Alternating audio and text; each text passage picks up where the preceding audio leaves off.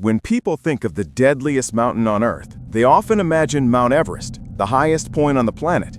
But what if I told you that the world's most dangerous climb isn't the tallest one? Hidden deep within the Karakoram Range stands a peak so brutal, so unforgiving, that even expert climbers call it the Savage Mountain. This is the story of K2 versus Everest, a battle between height and hostility, ambition and survival. The heights of ambition. Mount Everest, rising 8,848 meters or 29,029 feet above sea level, is the undisputed highest mountain in the world. It sits on the border between Nepal and China and attracts thousands of climbers every year, from seasoned alpinists to first-time adventurers chasing the dream of standing on top of the world. K2, on the other hand, stands at 8,611 meters or 28,251 feet, slightly shorter but infinitely more feared. Located on the Pakistan-China border, it doesn't attract crowds. Fewer climbers dare to challenge it, and for good reason. K2 doesn't forgive mistakes. It tests not just strength and endurance, but sanity itself. The deadly difficulty. Everest might be taller, but K2 is far more difficult. On Everest, climbers use fixed ropes, ladders, and establish camps. There are guided expeditions, Sherpa support, and a predictable route through the South Col or North Ridge. While the mountain is still dangerous, it's been tamed to some extent by decades of commercial expeditions. K2 is the opposite.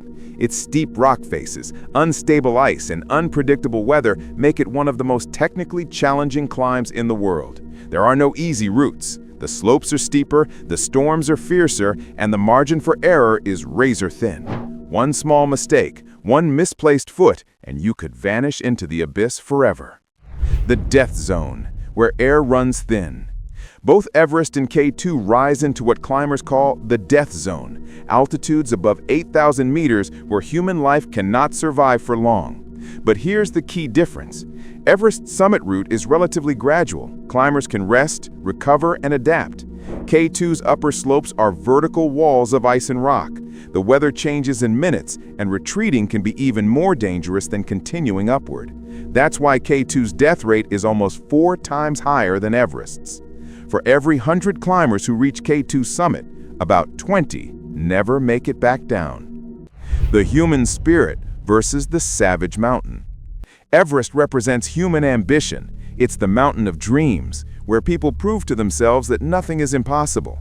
It has become a global symbol of endurance, a place where ordinary people do extraordinary things. K2 represents human defiance. Those who climb it don't seek fame, they seek a battle. It's not about being first or famous, it's about survival. Climbers often say that reaching K2's summit feels like borrowing life from death. There's no cheering crowd, no media spotlight, just silence, wind, and the realization that you've faced the mountain that almost no one dares to fight. Tragedy and triumph. Everest has seen its share of disasters, avalanches, blizzards, and the infamous traffic jams near the summit. The 1996 disaster, immortalized in books and films, claimed 8 lives in a single storm. Yet rescue operations are possible on Everest because of its accessibility and infrastructure. K2's tragedies, however, are even darker. In 2008, a single avalanche wiped out ropes along the descent, trapping dozens of climbers in the death zone. 11 people died that night.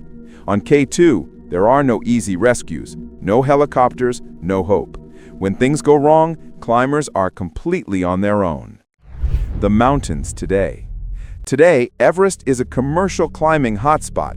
Hundreds reach the summit every year, guided by experienced Sherpas and aided by bottled oxygen. Photos of climbers queuing near the summit ridge often go viral, showing how accessible the world's highest peak has become. K2 remains wild. Until recently, it had never been summited in winter, a testament to its relentless conditions. That changed in 2021 when a team of Nepali climbers made history by reaching the top in the freezing heart of winter. Their success proved that even the savage mountain could be conquered, but only by those willing to risk everything. Everest versus K2. Who wins? So which is greater, Everest or K2? If greatness means height, Everest wins easily. If greatness means difficulty, danger, and respect, K2 is the undisputed champion. Everest may be the dream of the world, but K2 is the nightmare that only the bravest dare to face. Climbing Everest is an achievement. Climbing K2 is survival. And perhaps that's what truly defines the spirit of adventure, not reaching the top, but daring to face what lies above the clouds.